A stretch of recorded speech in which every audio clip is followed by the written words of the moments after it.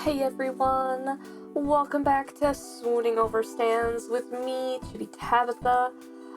If you remember last time, we committed some baking crimes on my birthday. I never actually made myself a cake. I'm sure my coworkers are still devastated about that, because they really liked the cake I made last year, but I didn't want to make one for myself this year. What can you do? Oh, I left my water all the way over there again. Okay, anyways, so we committed some baking crimes. It's the next day, I think. I don't remember anything. Anyways, you don't think you've been more nervous in your life. Mabel came with you yesterday when you went shopping for extra clothes, since Stan's mechanic skills left your car still being worked on, and you realized you needed more clothes than you'd packed. However, she managed to sneak in a relatively fancy set of clothes to add to your pile of summer-appropriate clothing, and she flourishes them in your direction with a wide, brace-faced grin. I always said brace-filled grin, but whatever. Ta-da! For tonight, should I have worn the dress? Should I go change? Should I... My closet's right here. I can go change. You stare at the fancy outfit like it's going to jump out of Mabel's hands and attack you. Mabel, Are you sure Ford agreed to this? Of course he did. I asked him and everything. He dropped whatever he was working on instantly. That doesn't sound right. And it hit the other stuff on his desk, which fell on the floor, and then he said, I'd love to, but I'll need a fashion makeover. Please help me, Mabel. You're my favorite great niece. Yeah.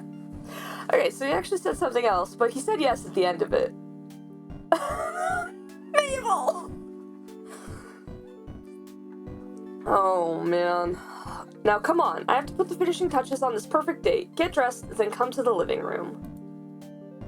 She shoves the clothes at you and leaves you in the room to get yourself ready. And what's he do? I love how the options are, oh no, I'm gonna throw up. What do I do? I'm so nervous. So this is, if I remember the save file, this is the Mabel certified dinner of my dreams? Was that what that was? Yeah, my glasses are dirty. My glasses are always dirty. I don't know why I'm always shocked when they're, dirty. Also, do you guys like my new glasses? I wasn't sure I was gonna get them with the strike and all. I still have the other glasses. I can go put those on as well. Maybe I'll wear them for my next video. Okay, now that I can see out of my face,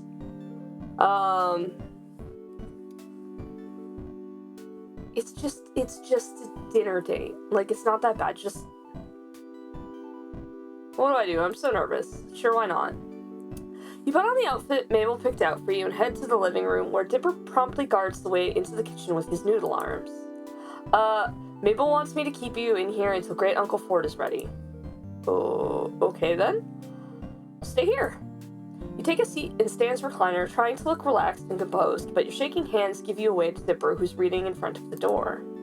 You look nice. I know Mabel picked it. I kinda helped, but it's nice. Thanks.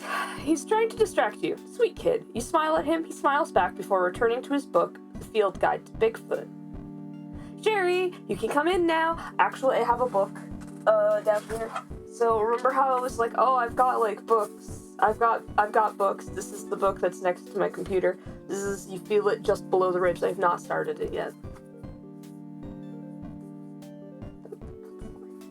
Just lives next to my desk for reading purposes. You jolt to your feet, your heart in your throat. What do you do? Dipper, what do I do? Here goes nothing. Got any advice? You know what? Here goes nothing. Dipper stands up and awkwardly pats your hand. Just be yourself, Sherry. Great Uncle Ford likes you. I can tell. Trust me. He gently shoves you towards the kitchen door. It looms in front of you menacingly. Now go get him, Tiger. Was that weird to say? Good luck out there, dating my great uncle. Gross. Anyway. This is so awkward. This is worse than with Stan. This is so awkward. With surprising strength, Dipper pushes you through the doors. Mabel opens it, and you stumble into the kitchen and look up and... Oh god. My face is in the way.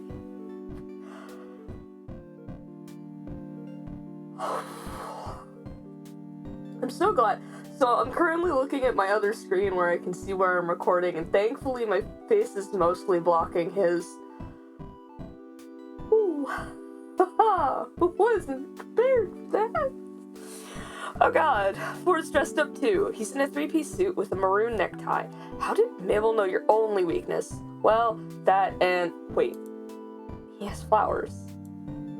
You make eye contact after examining one another, and you feel your face flush as red as his. Mabel beams, clapping her little hands together. Yay! Now it's the moment we've all been waiting for, the Mabel certified dinner date of dreams. I knew Uncle Ford would be hopeless on a romantic dinner date on his own, so I'm here to make this one perfect. This is horrifying. You only notice now that she's wearing a bright pink apron and that something smells very burnt. Mabel? Dipper pushes you further into the kitchen, and Mabel shoves Ford forward, and the two of you stumble almost colliding with one another. I don't know why it says almost into colliding with... Well, I mean, I guess that's right. Okay, try again. We'll try this again with my terrible reading skills. Dipper pushes you further into the kitchen, and Mabel shoves Ford forward, and the two of you stumble almost into colliding with one another. Ford straightens up and clears his throat. His face is as red as his tie. Well, these are for you, Sherry. You take a closer look at the bouquet and discover that a third of the bouquet are real flowers. They look to have been picked from outside the shack. Another third are pipe cleaner flowers with glittery petals, and another third are origami lilies.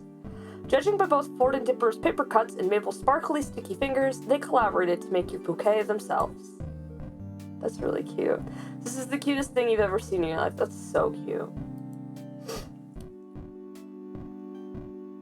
These look questionable. Oh, I love that. I didn't know you folded origami. How many paper cuts did you guys get from these? These look questionable.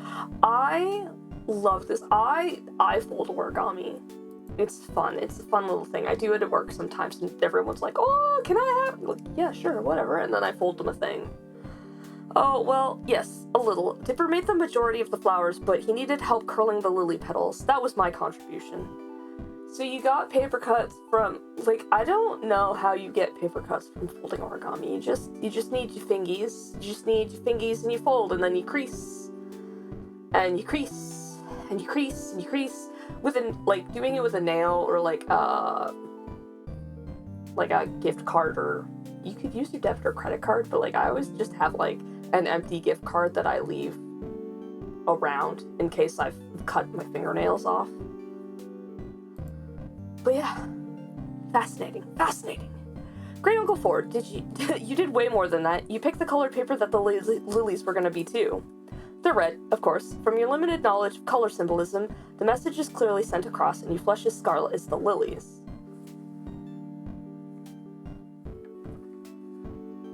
Hang on here. What do red lilies mean? I don't actually think... I have like a little book. I have a little book with like... I have like handwritten notes. My purse is downstairs. Red lily meaning. Oh, it does. What do you know? The red lily flower symbolizes love, courage, and passion. Because I'm pretty sure the only lilies I wrote down for were daylilies, tiger lilies, and stargazer, I believe.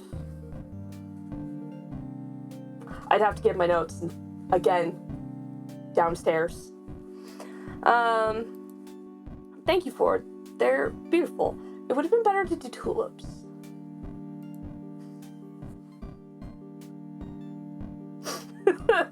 Hang on, my knowledge of flowers is non-existent. You didn't hear that. You didn't hear that. Well, I'm glad you liked them, Sherry.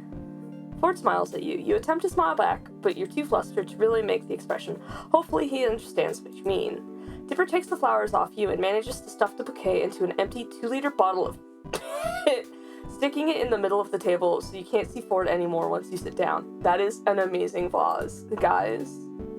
Carefully scoot the vase to the side until Ford's pink cheeks and nervous expression are visible again, even if you're certain you look even more pink with embarrassment. Well, I'll leave you guys to it then. Chef Mabel, you ready? Sure am, bro. So ready. Good, now he's front and center. I can't hide. This is good. This is great. Mabel's standing on a stool and readying 2 plates of food, the contents of which you can't see yet due to the mass of her hair and Dipper's hat. Ford waves at you and you turn to him, leaning forward so he can whisper to you. Do you have any idea what's going on over there? They're obviously planning to poison us with their spaghetti. As long as there are no Brussels sprouts in the mix, I will pull through. She has a bowl of jelly beans, so whatever happens, I'm eating all those.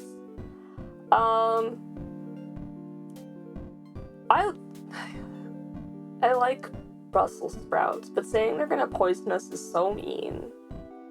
But Brussels sprouts they're not, like, if you cook Brussels sprouts the right way, it's fine.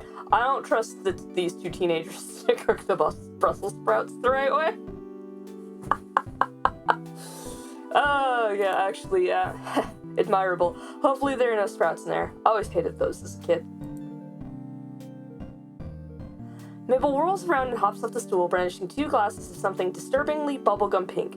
She places them down on the table with a flourish. Ta-da! 2 tall glasses of Mabel. That's poison. That's poison.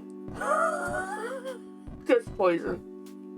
This poison looks sort of weird. What's in this? Such a delicacy. What ingredients did you use? You glance at Ford, giving him a face of, play along, please. Don't leave me alone in this. Oh, yes, Mabel, this looks truly exquisite. Pray tell, what's your method? Are the plastic dinosaurs and Monopoly pieces just decoration for this fine creation?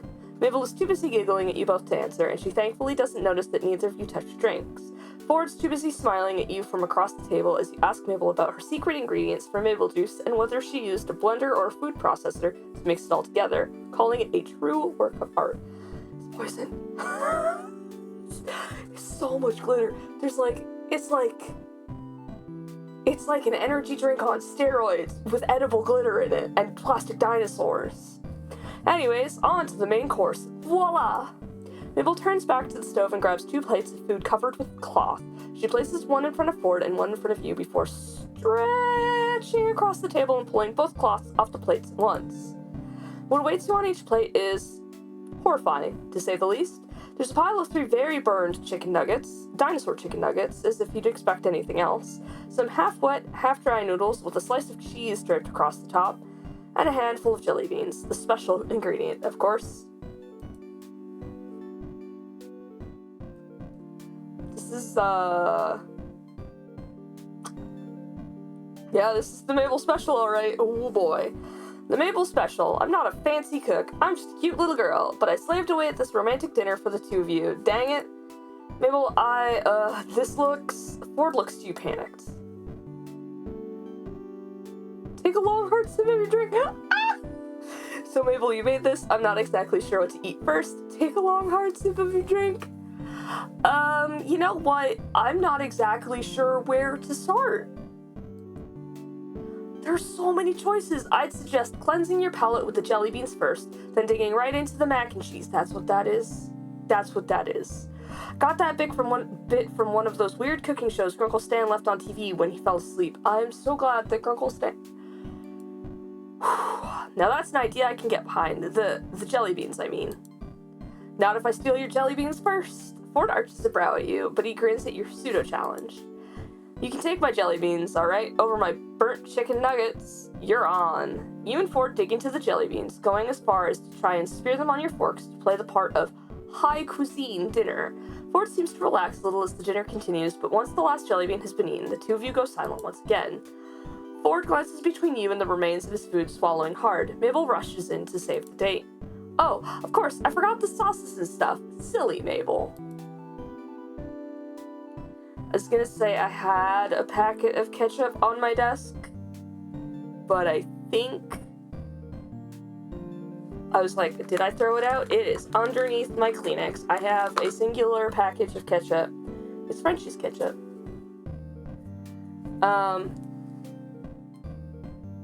This doesn't have the best before date written on it. That's a little horrifying. It's fine.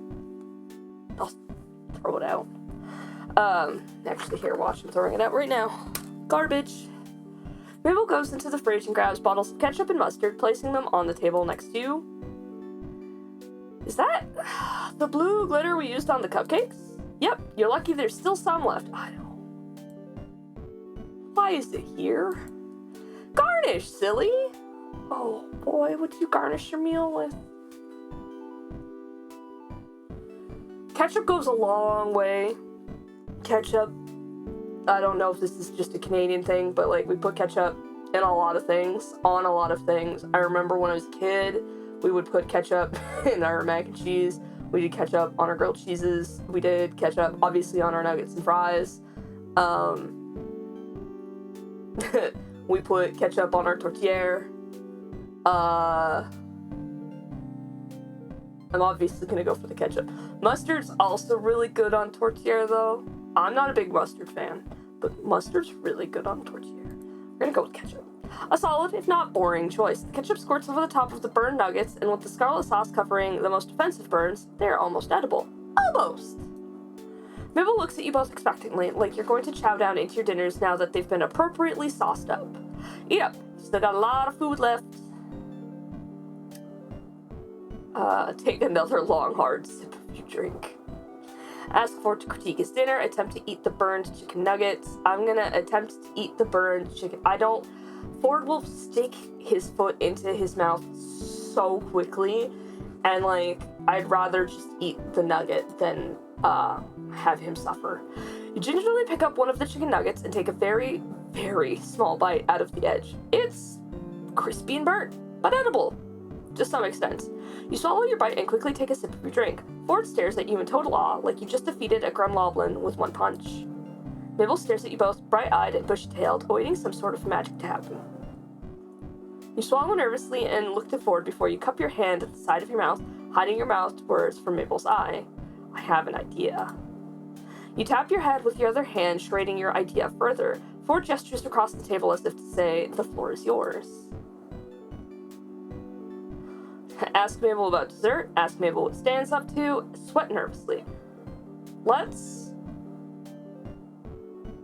ask Mabel about dessert. Mabel, what do you have planned for dessert at this classy establishment? There must be some sweet treats up for grabs. Huh? Oh yeah, I think Dipper was gonna help me with those. Dipper? Mabel hops down from her stool and snaps her fingers at the two of you. No canoodling while I'm gone, okay?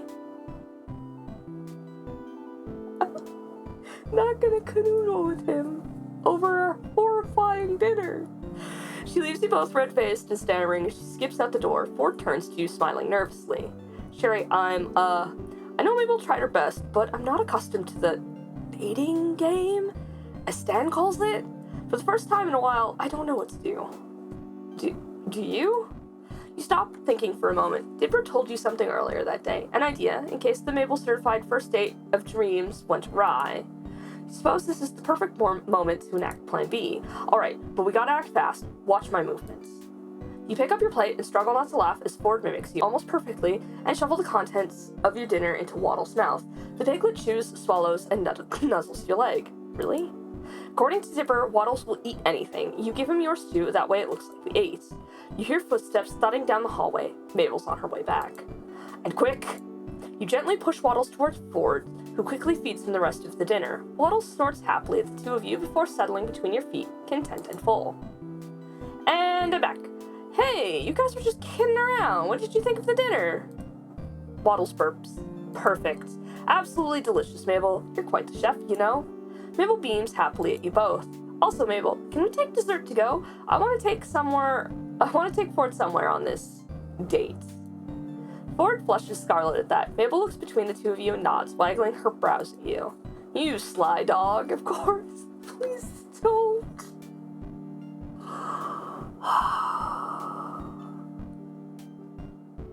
This is so embarrassing. Okay, anyways. With a popsicle each, you lead forward away from the shack, away from town, and up a hill. Where are we going? Oh, this is it, but you point upwards with your popsicle and... a meteor shower? Oh, this is really pretty. Oh, it's really pretty. The timing almost seemed too perfect. I didn't want to miss out on seeing it with you. You both blush as you sit down, shoulder to shoulder. I'm surprised you weren't looking into meteor showers, Sherry. Well, after our last time searching for anomalies, I got curious about other celestial stuff. Also, Dipper told me about it. Plan B. Ford laughs. That kid's bright. The twins are both very smart and very close for siblings. Ford pauses, and it's obvious there's something on his mind. What do you mean for siblings? They are pretty cute. What's the matter, Ford? I mean, like... I've seen siblings who get along really well, and I've seen the siblings who always have the spats, and then I've, like... Me and my sister, like, we're not super close, but we get along really well. I think a lot of that has to do with the fact that our age difference is, you know, much. But, like, I don't know if what's the matter is the right, because that leaves it open. I'm gonna go with what do you mean for siblings? Ford turns to his mouth open as if he was going to say more, but he closes it. I'm surprised at how close they are. Practically inseparable. Stan and I were never like that. That's a lie. That is such a bullshit lie. You seem like you are now. What happened? Well, we were very close. Best friends. But once we got to high school, things changed. You realize that Ford's hand is resting a few inches from yours. Casually. So casually that you're almost casual Fridays themselves. You scoot your hand closer to his, still too nervous to take it for yourself. What changed? Did something happen? What did Stan do? I don't like this. This is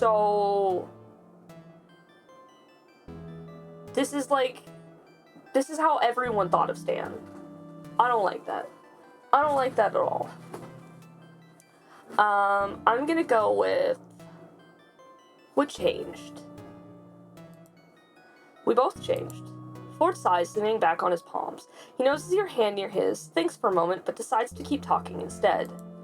Stan and I had plans since we were children. We were going to get on a boat and sail far away from our New Jersey home, far away from our family, friends, everyone. Just him and me in the Stan War, the boat we fixed up.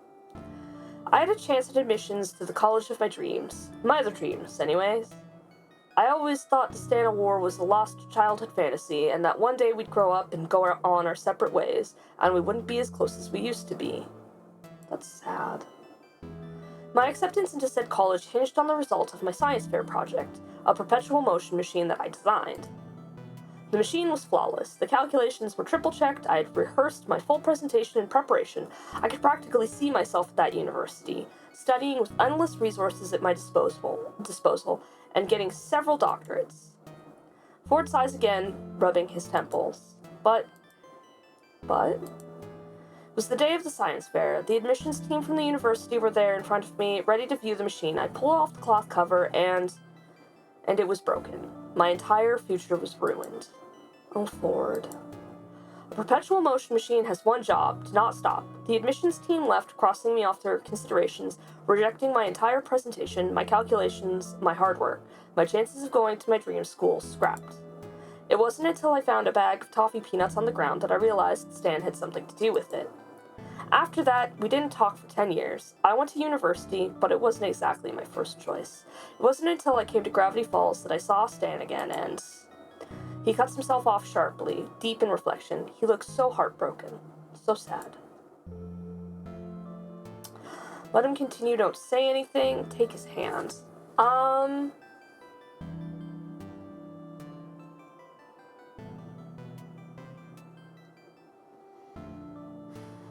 Now, I'm a pretty physical person. Like, I have no problems, like, offering comfort to people who need it, but not everyone needs physical comfort. sometimes people just need to be sad near other people, and that's enough comfort that they need. But I am going to take his hand. You gently rest your hand atop his. He glances down at your touch, but doesn't take his hand away. Rather, he slowly twists his wrists and intertwines your fingers with his. You don't have to keep going if it hurts. And that's the thing. That's the other thing. Like, I'm very happy that he's opening up to me, the character. Obviously, I know everything that's happened. But, like, you gotta, like, let people open up on their own. You can't force things. No, I'm fine. It has been good to talk about it, in retrospect. Ford sucks in a deep breath. We fought. I hurt him. It wasn't on purpose, but I still hurt him. Then an accident happened, and I lost him again. I didn't see him for another 30 years after that. That's such a long time. You're tempted to pry, to ask what the accident was, but Ford seems finished with his story. He swallows nervously, awaiting a response. I'm sure everything's better now, right? It wasn't your fault. People change. And that's so true. People change. Ford looks up at you when you say that, brow furrowed. People change, Ford. You were a different person then. You've gone through so much since when you were in high school. I'm sure Stan didn't mean to break your machine, or to upset you like he did. He just didn't want to lose his brother. He didn't want to be alone. Ford looks down at your intertwined hands. He didn't want to be alone. And neither did I. Ford exhales. He looks tired, wiser than you remember. The man you played dungeons, and more dungeons seems to have disappeared. You're right, Sherry. I am.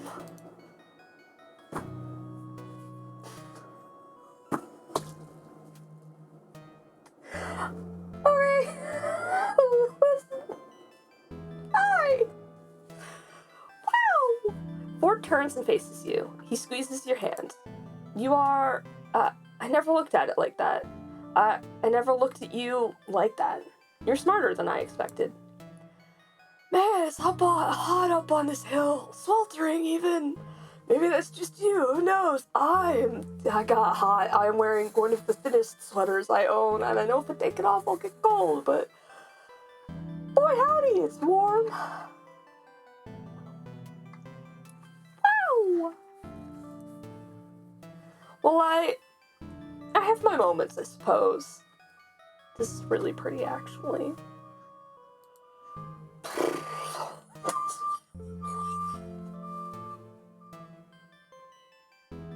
Don't smile at me like that. Oh, I'm gonna look into my ring lights and go blind. Oh boy. I don't mean that kind of smart, Sherry. I mean a different sort of smart. You're kind and caring, and he suddenly realizes how close you both are. And I've never met anyone as wonderful as you, sir, please. So good, thank you. So good, thank you. Please, so more. The feeling's mutual, Ford. What do? Kiss his cheek? Go for the hug? True love's high five. Well, it would be a high six. Because he's got an extra fingy.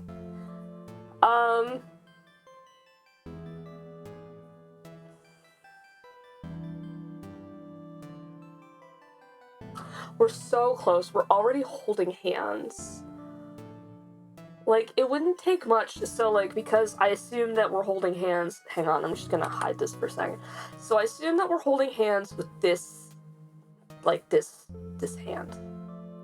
So you would, like, reach over with the other one to pull him into a hug. But it honestly would just be easier to go in for the cheek. I'm going for the cheek. Oh god, kiss his cheek. You lean forward a little. Ford stiffens. Are you sure that... Ford. You cup his cheek in the palm of your hand, duck to the other side of his face, and gently press your lips to his cheek. His cheeks both flush pink, and you can feel the warmth under your fingertips. Wow. Better than the burned chicken nuggets? Ford snorts, resting his forehead against yours. Far better. Unbelievably better. Wow! Great! The two of you head back towards the shack, hand in hand in comfortable silence. Once you reach the door, Ford grins sheepishly. I wanted to say thank you for tonight, for being there for me. Anytime, Ford. Had a great time. You stand at the door to his house, like two teenagers on a first date. Well, you are, you suppose. And, hopefully we can have more dates like this. Ford flushes red at the mere mention of a date, which is so adorable, you start laughing. Yes, we shall most definitely have to engage in more of these dates. With you and myself dating. So awkward. You smile at him and his blush further spreads to the tips of his ear. He exhales, tugging at his collar. Well, if I get to see you smile like that again, then I'd be happy to have more dates. It's your turn to flush pink, and you both laugh as the front door swings open. Standing in the doorway is Mabel, who looks relieved to see you both. Where did you go? I gave you dessert and you abandoned me, you sly kids sneaking off to go have fun by yourselves. Did you have fun? You and Ford glanced at each other, grinning. We certainly did. Eee, I'm so glad. Now come inside before you get bitten by mosquitoes. Dipper yells from inside. Mine spell out. Does that spell dating? Both yourself and Ford shout what simultaneously at that. He's making that up for comedic effect. They really just look like a cat paw today. Dipper appears at the front door with Mabel scratching at his arm. Yeah, I did. You want to see the cat paw, though? Turn to Ford, who looks very excited to see this connect the dots of mosquito bites. We'd love to, Dipper. I bet it doesn't have 6 toe beans. Ah, the toe beans! Come on, Dipper, I want to see now. Mabel grabs you, Dipper grabs Ford, and you're both tugged into the shack, your laughter echoing into the woods around the house. This is so cute. I wonder if I'm doing better with Ford than I did with Stan. That would be really funny. That would be really funny. But you know what time it is. It's time to stop for the day. We're done. I've already embarrassed myself horrifically.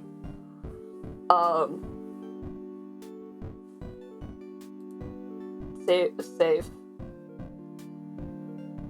Actually, wait. There was a thing. No, I'll do that later. Apparently I missed some pictures. Maybe I'll just do it on the down low. Probably not, I'll probably show you guys. Anyways, this was fun. Mabel made nightmares. We had a good time stargazing. That was actually really cute. I want to go to another meteor shower with my friends. I'm sure I talked about it before. When we talked about the Milky Way. It was nice. It was a nice time. We went out, we bundled up. The blanket that I'm currently using to warm my feet because of the draft from my window was used to keep me warm out in a field in the middle of nowhere to look at the sky. It was a good time. It was very cute. This is so cute. This game's so cute. I'm gonna be so sad when I'm done it. God. Anyways, thanks guys for watching. Let me know what you thought down below in the comments. Leave a like, hit subscribe, and I'll see you guys in the next one. Bye.